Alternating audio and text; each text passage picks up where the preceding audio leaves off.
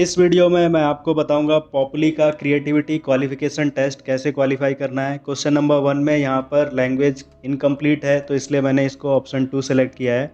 Now question number 2 में आप देख सकते हैं लैंग्वेज जो आपको असाइन की गई है वो आप बोल नहीं सकते हैं।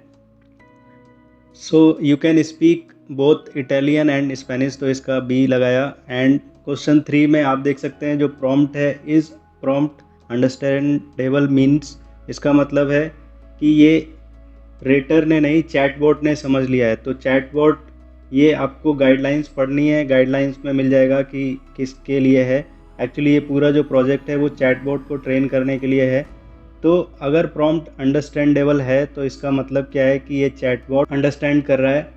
और जो रेटर है उसके लिए लैंग्वेज होनी चाहिए और कंप्लीट सेंटेंस होना चाहिए। ये गाइडलाइंस आप डिटेल में पढ़ेंगे, उसके बाद ही आपको टेस्ट देना है। कुछ लोगों ने गाइडलाइंस बिना पढ़े हल्के में लिया और वो फेल हो गए। सो आपको यहाँ पर सेव करके नेक्स्ट करना है। Next, how many critical areas of quality exist. Creativity task के लिए 2 क्रिटिकल एरिया होते हैं। पहला तो अंडरस्टैंडेबल होना चाहिए और जो रिस्पॉन्स है वो कौन सा बेटर है, इसको आपको टेस्ट करना है, रेटिंग करना है। तो आप अगर गाइडलाइंस पढ़ेंगे तो आपको ये फ्रंट पेज पे ही मिल जाएगा। 2 क्रिटिकल एरियाज़ होते हैं। सो आप इसको चूज़ करेंगे 2 और सबमिट कर देंगे, save and next.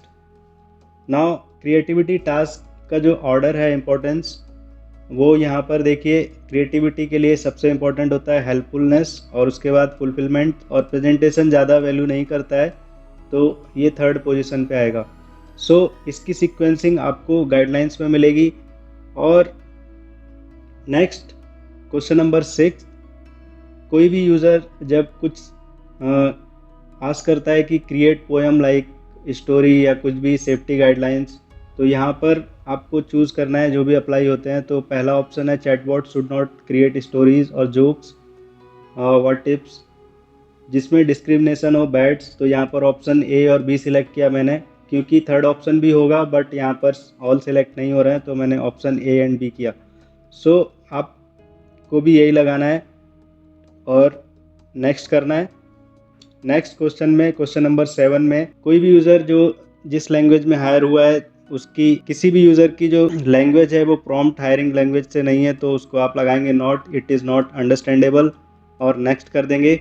Now question number 8 में, अगर ए रिस्पॉन्स फुलफिलमेंट है, कम्प्लीटली हेल्पफुलनेस, इसमें यहाँ पर नॉट एट ऑल है, और बी रिस्पॉन्स में आपको फुलफुलनेस मिल रही है पार्सली बट हेल्पफुलनेस ज़्यादा है, समवॉट का मतलब थोड़ा सा है।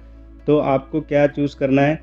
तो ऐसे केसेस में आप गाइडलाइंस में पढ़ सकते हैं, एग्जांपल दिया हुआ है तो बी सेलेक्ट करेंगे। नाउ नेक्स्ट क्वेश्चन में, क्रिएटिविटी टास्क में जो वायलेशन और कंट्रोवर्शियल टॉपिक्स होते हैं वो हमेशा हेल्पफुलनेस में रखे जाते हैं, क्योंकि प्रेजेंटेशन से कोई लेना देना नहीं है, फुलफिलमेंट से भी नहीं है, तो हेल्पफुलनेस इसका करेक्ट आंसर होगा। नाउ इसको कर देंगे सेव एंड नेक्स्ट आता है लास्ट क्वेश्चन, जिसमें आपको बताना है if a response A and response B are at lowest for fulfilment and helpfulness. तो बेटर प्रेजेंटेशन ए की है तो इस केस में आपको स्लाइटली बेटर लगाना है। I would choose about if same, दोनों सेम तो नहीं होंगे। और लास्ट वाला जो ऑप्शन है वो मच बेटर है। मच बेटर तब होता है जब हेल्पफुलनेस ज़्यादा हो, हेल्पफुलनेस नहीं है यहाँ पर, दोनों की इक्वल है, तो इसलिए मैंने स्लाइटली बेटर लगाया और इसको कर देंगे सेव एंड नेक्स्ट। सो देखिए मैंने सभी कंप्लीट कर लिए हैं और मैं सबमिट कर रहा हूँ। इसके बाद देख सकते हैं आप, मैंने ये टेस्ट पास कर लिया है 80% से। ये मेरा 2nd अटैम्प्ट था। आई होप आप भी पास करेंगे और लर्न करेंगे। इस चैनल को सब्सक्राइब करके वीडियो शेयर कर दीजिए अपने दोस्तों के साथ ताकि आपको अपडेट्स मिलते रहें। So thank you so much for watching.